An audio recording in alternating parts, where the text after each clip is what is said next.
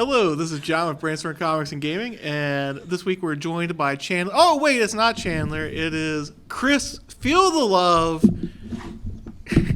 Feel it. I told you I was going to introduce you that way. Feel all the love. Chandler is on vacation, and Chris has agreed to fill in every now and then when he is available. Blackmail. It's blackmail? Yep, it's blackmail. Well, we weren't going to mention that, but... Put all the cards on the table. Now it's on film. But, yeah.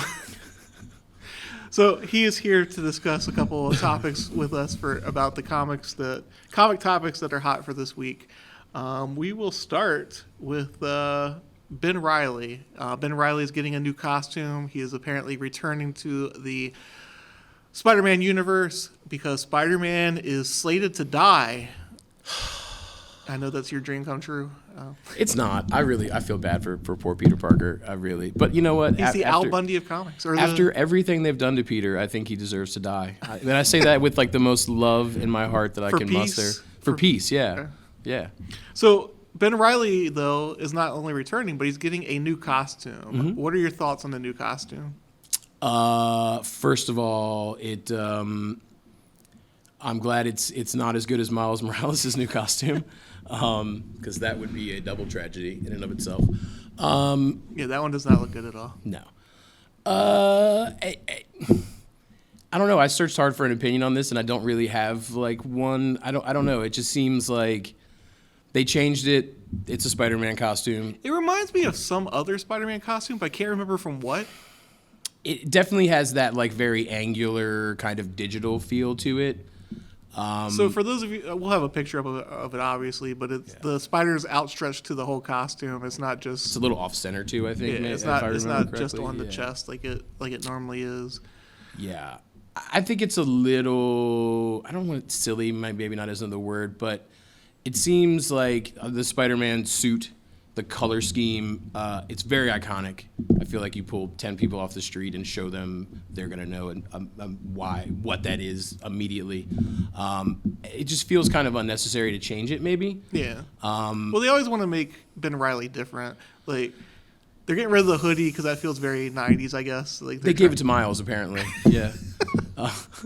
They took it from Ben and gave. And is it even Ben at this point, or is it Ben or a clone of Ben? They're unsure. That's going to be the mystery. Maybe it's a Miles clone in a Ben costume. Well, it's funny that they're doing the Spider Clone series saga in Miles Morales, and now they're bringing Ben Reilly back as well. And I don't know. It seems like they're doing a lot with clones right now. Very much so. I like Ben Reilly as a character. I like Scarlet Spider. It just feels a little. So if you were grading the costume, what would you grade it at? Wow, I'd grade it a C. It's very average. Yeah, it seemed very. It was not. And I like Patrick Gleason's art. But. Sure, yeah. I think it was drawn well. I think it's designed well. Like if you were making like a costume or a cosplay, I think it's cool. I think it's a little unnecessary to like change it in canon and in the books and stuff. But gotcha. All right, well, we'll turn the page on that one so we actually see it on the printed page, and then we'll have, I guess, deeper emotions about the costume. We'll just make fun of it more. It's fine. Yeah. So let's turn the page on that. Well, before we get on to the next topic, don't forget to LCS, like, comment, and subscribe to the Brainstorm Comics and Gaming YouTube channel. We're adding more content all the time. We started doing gaming content this week with the Games Workshop videos that we're doing with Andy. And like I said, we have Chris here this week for turning the page. And let's go on to the next one. I know this was the one that you were most excited about. CGC and their parent company, Certified Collectibles Group, has sold for $500 million. They sold to Blackstone Tactical Opportunities and Rock Nation along with Jay-Z, and they're set to acquire it for, like I said, $500 million. Where do you stand on this, Chris? That's a lot of millions. It is. That is a lot of millions. Who'd have thought that comic grading and card grading was worth $500 million? I still don't think it is. I don't think so either, honestly. Initially, it's probably a good thing. It's a huge influx of cash, like a giant influx of cash. So hopefully they can hire more people. They can speed their process up. You won't be waiting 9-10 months for your books to get back from slab. So that's cool.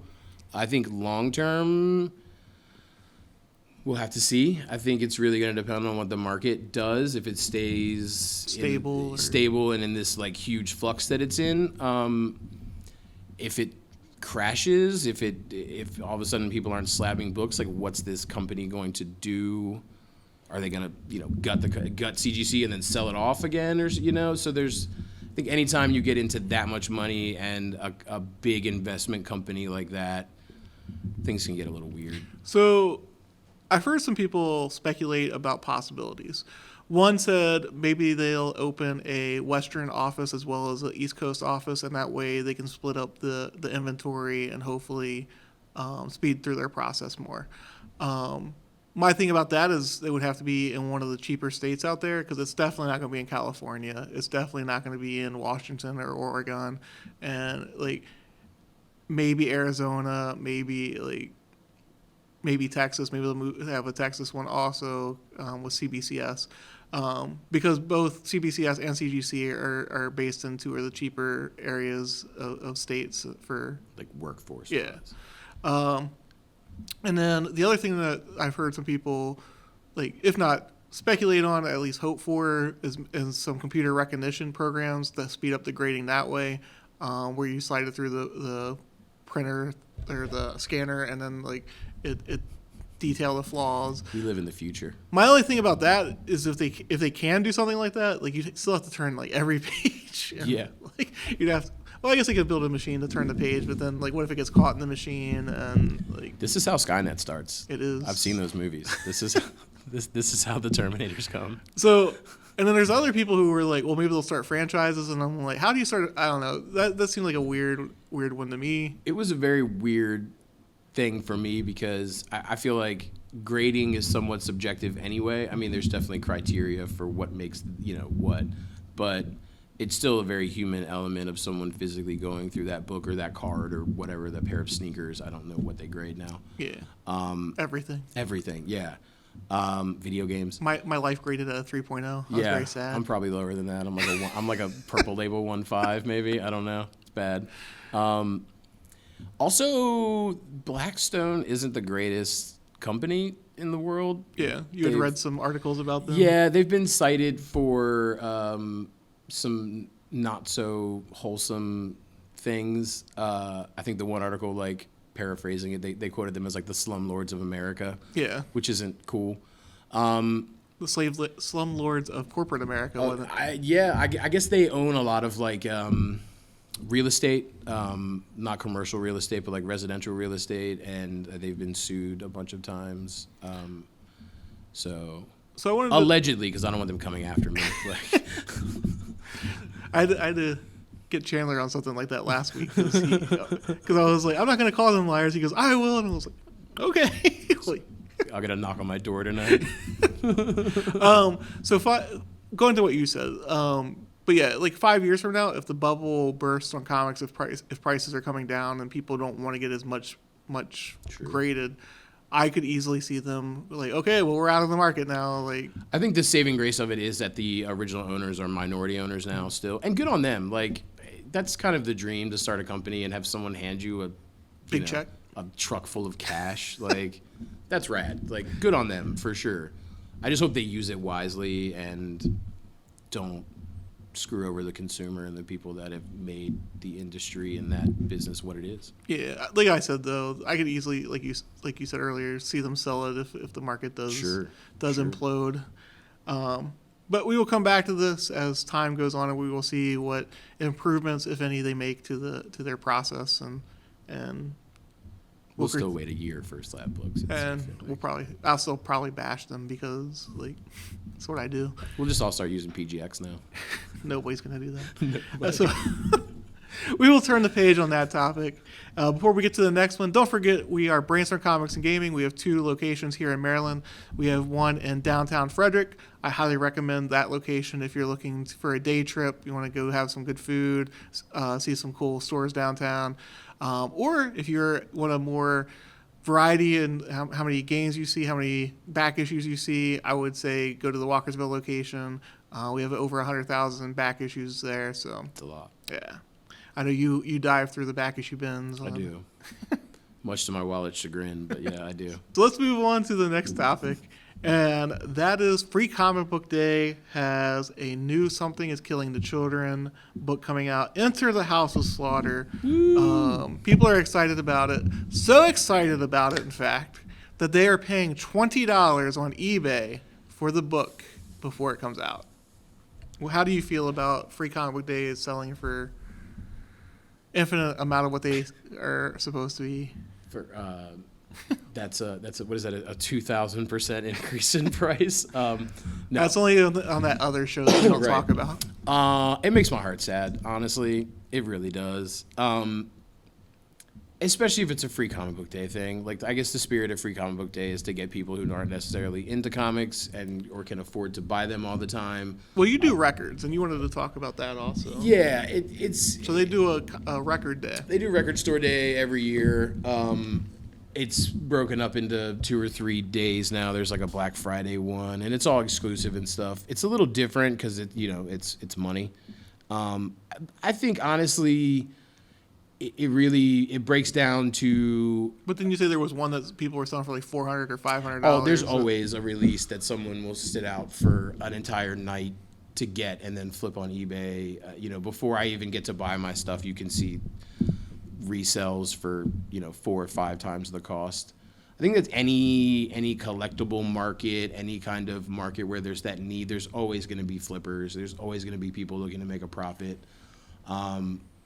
Personally, unless you live like in the middle of nowhere and there isn't a comic book store for you to go to, paying $20 for a Free Comic Book Day book is kind of silly. Yeah. But you know what? If there's somebody out there that's going to pay for it, then that's on them. I think it's not in the spirit of the day, and it's. Now, I've ordered a ton of them. I am going to limit it to one per person Sure. that day, obviously, and whatever is left over, I will sell. But like, I feel like maybe like after Free Comic Book Day, I Yeah. could see it being. There was a maybe Umbrella Academy one. There was but wasn't there like a mouse one that was like a little novella, like Ashcan size, that came out a while ago that Maybe, was I like don't super limited, and I remember it being a bunch of money. But it was like after Free Comic Day. I think before, especially was it a month plus before? Yeah, August 14th. Yeah, so August 14th. To have something be $20 that's literally you can walk into any comic book store for the most part and pick up for free is a little silly. Maybe, I don't know, maybe some stores are tight on money and didn't order as many Free Comic Book Day books as they normally do. Maybe. I went really heavy. I mean, it's a great story. So I'm glad that there's hype on Something's Killing the Children because it's a great book. I love it. It's one of my favorites. But I think asking money for something that's free even before it's available. Well, my thing is, there's no way that there's not going to be more issues of this than the average Something is Killing. I can't imagine it not. Yeah. I ordered 35 times what I normally order of Something is Killing the Children. So it can't be an issue of like print run rarity. I think it's just another issue or a sign of the collecting community as a large now, where everything is very monetary driven and it's all about flipping books. And maybe some stores are also pulling copies. Like, they're not going to put out their copies. Like, I don't know. Like, we'll see. I mean, I would hope it would be available for everybody and everybody can read it and get on the book and it wins a million Eisners and We hope. we hope, the whole, I mean, there's a lot of good books up for Eisners now, Yeah. but I think Something Killing the Children is a great book. So. Yeah. Well, James Tinian is just knocking it out of the park in practically everything he writes right now. Yeah, So. 100%. Yeah, the art's great too. After Free Comic Day, we will revisit this and see whether it's still selling for $20 or whether the price comes down because there is such a huge quantity out there. I honestly can't imagine that there's not going to be a huge quantity. Yeah. I haven't even checked eBay in the last couple of days from when I did the topic. It's possible that's already come down. Maybe it's $100 though. Yeah, it could be $100 also. Yeah, That's why. I didn't even think about that. But 10 minutes after I get it and read it, my copy will be for sale. So we'll turn the page on that one. Like I said, we'll come back to this one after Free Comic Book Day. Chris is filling in for Chandler, not just on the topics, but he came up with some Stump John. Which character came first? Goodness. He doesn't want to. It was hard. I give it to Chandler and having to do it every week. It was hard. I spent like a good 20 minutes doing it. Yeah. I don't spend 20 minutes doing much of anything. Yeah, at like one time. Yeah, it was hard. Well, I'll let you. Let's see how we. Just as a notice, did not have any notice of what these characters are. So No, I did them like 10 minutes before I walked in the door, like while I was driving here, like While you were Googled it in driving, the that's car. nice. Yeah, totally. while you're doing your tattoos. Yeah, 100%. I was thinking about that. Yep, all week. So the first one, Omega Red or Darkhawk.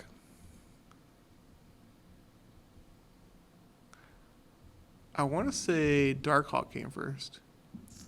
Yeah, you're correct. Darkhawk was March of '91 in his own book, Darkhawk 1. And Omega Red was That key issue. key issue. Darkhawk number 1. Darkhawk number 1. Not to be confused with the reiteration of Darkhawk that is warming shelves everywhere. And Omega Red was X-Men Volume 2, number 4, 1992. So by a year. Okay, next one. Night Thrasher or Sunspot? I'm going to go with Sunspot. All right, yeah, it was Sunspot. Sunspot New Mutants, September 7th, 1982. I thought I had you with that one. Okay. Night Thrasher was Thor 4/11/89. Okay. So, actually, I'm wrong. Yep, 82, 89. Yep. Next one is Hourman and Wildcat. Ted Grant Wildcat. What's it with you and Chandler having this thing with Hourman? Oh, did Chandler do Hourman I'm already? pretty sure he did Hourman, didn't he? Did he? Because I'm pretty sure I asked him which Hourman, and he I was digging deep. I did want to throw like just X-Men at you because I thought at first I was like, I'm just gonna give him all X-Men because I know he hates X-Men, but not hates, but like there's a million of them. I'm not a fan of X-Men. I'll say it. Okay. And it was DC. I had to give you a DC book too. Hourman or Wildcat? I'm gonna say Wildcat. Ooh, no. No. Hourman was Adventure Comics 48, March 1940, and Wildcat was Sensation Comics number 1, January 42. 1 comes before 40, or whatever the other issue number was. You said Wildcat though, right? Yeah. So don't confuse me, John. Don't confuse me. There's numbers. Don't confuse me. All right. It's just what 2 to 1. Yeah. Yep. Yeah. I didn't do as good as I thought I did. So Back to the drawing board. we will turn the page on the Stump John. We want to thank Chris for showing up for this episode, and Thanks for having me. follow him on Instagram. He has his own for his tattoo business. If you want to give your handle on there. It's Christopher Love Tattooer for my business page, and my personal page is Absolute Spoonage. Absolute Spoonage. Yep. And thank you guys for watching. Again, don't forget to LCS, like, comment, and subscribe to your local comic book shop, Brainstorm Comics and Gaming YouTube channel. We're going to have more and more content. We're working on a lot of different projects, and we hope to have them up soon. Thank you for watching.